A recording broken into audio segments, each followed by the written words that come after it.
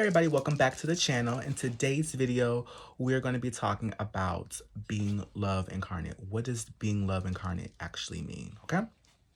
So before we even get into that, I actually kind of want to establish a few definitions so that way we're kind of all on the same page. So there are two types of people in the world. There are cisgendered people and there are gender nuanced people. Okay. Now, there are also men and women. And so you could be a cisgendered man or a cisgender woman. You can also be a gender nuanced man or a gender nuanced woman. So, what does it mean to be cisgendered? A cisgendered man, for example, is a man whose appearance or aesthetic converges to that of the masculine. A cisgender woman is a woman whose appearance or aesthetic converges to that of the feminine.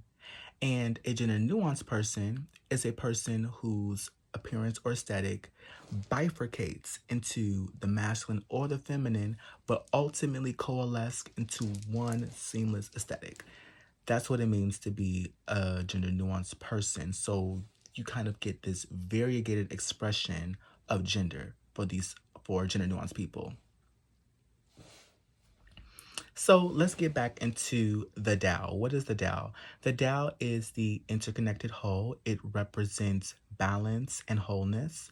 And the marriage of these two opposing forces of the yin and the yang, the divine masculine and the divine feminine respectively, constitute love. So love is about balance and being and wholeness. Now, there are ultimately features and elements that are associated with the masculine, and there are features and elements that are associated with the feminine. So you have the masculine archetypes, for example, would be being linear, so a straight line, and then the feminine correspondent would be nonlinear. Then for masculinity, you have logic and reason and ethos that is associated with the masculine. Think structure, think planning, organization, leading. These are masculine archetypes. And then on the yin element, you have feeling, emotion, and pathos. Think the maternal instinct within women that is just a characteristic of femininity. That is a feminine archetype. You also have things like velocity, speed, acceleration. These are masculine elements. Men like cars that go super, super fast. Women are more circular, are more perennial. Think the gestation period, think the menstrual cycle. These are feminine elements of being circular. Then also you have the straight line, and then you have, which is, linear. And they also have the sphere or the circle, which is circular. So you know how sometimes we say that men can be one track minded? It's because their thinking, the way that they think about the world is very linear sometimes. And women typically tend to see a different picture. They tend to see a larger picture. Those are the feminine elements of that characterize the way that that woman may think about the world. As we begin to examine how we are socially constructed, what we'll find is that all of our features are gendered, right? That all of our features are not only arbitrary, but they're gendered. So a cisgendered man would be said to be the most yang, and a cisgendered woman would say to be the most yin. So, for example, so if you look at the linear association or the masculine elements and the feminine elements that characterize a person's aesthetic, right, or their appearance. So you have the yang element would be tall, being tall, and height is a yang element, and then being short is a feminine element. Then you have long hair, short hair. A man has broad shoulders, a woman has the bust and the hips. Men have muscular, bulky bodies. Women typically have softer, feminine silhouettes, have smoother bodies. Then you have the phallus, which is a masculine element. And then you have the orifice, the yinny thing, the mermaid pocket. those are all feminine elements as well. So when we examine how we're socially constructed from our previous example, we would say that Michael B. Jordan is the most yang. He has all the yang elements that would converge to the divine masculine, making him a cisgendered man. And on the other hand, you have Beyonce, who would be the most yin.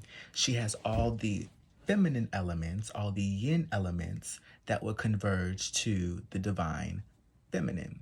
Now, as for a gender nuanced person, or maybe like for example, an androgynous person, you fall in the middle. So you have both elements of the yin and the yang at the same time.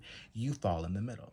So if we take a look again at our previous image, this time I put a check mark by all of the elements that relate to me. So I'm tall, which is a yang element. I have longer hair, which is a yin element. I have, broader shoulders, they're more prominent, but I have, a smaller waist, right? I have a softer voice. You can tell by the resonance and the cadence of the way that I speak that is a softer sounding voice. You also have a smaller frame body as opposed to being bulky and muscular. So those would be examples of how a gender nuanced person has a combination of both yin and yang elements. You are love incarnate. Okay, something else I think is important to note is that you can also be a straight person and have gender nuance elements. So, for example, let's say that you are a woman, right? But you just have a deeper registered voice. That you would say that you have a gender nuanced voice, a gender nuanced element to your lived experience. Or maybe vice versa. You might be a straight man and have a higher pitched voice, or you might be straight and may gesticulate with your hands, for example, that you ultimately, that being gender nuanced or having a gender nuanced characteristic as opposed to being a gender nuanced person, right? That being gender nuanced does not necessarily mean have anything to do with what you are attracted to or who you are attracted to. Being gender nuanced actually describes the way that these features, these arbitrary features, are assembled and the way that you understand them to be uniquely a part of who you are and how you are designed and constructed. So I would say that for those people, you are just designer. That is the concept of desirability. You are designer. Okay, before we go, let's recap. So a cisgendered man is a man who is the most yang, whose elements converge to the divine masculine. A cisgendered woman is the most yin, whose elements converge to the divine feminine. A gender nuanced person has both masculine and feminine elements simultaneously that coalesce into one experience as a person.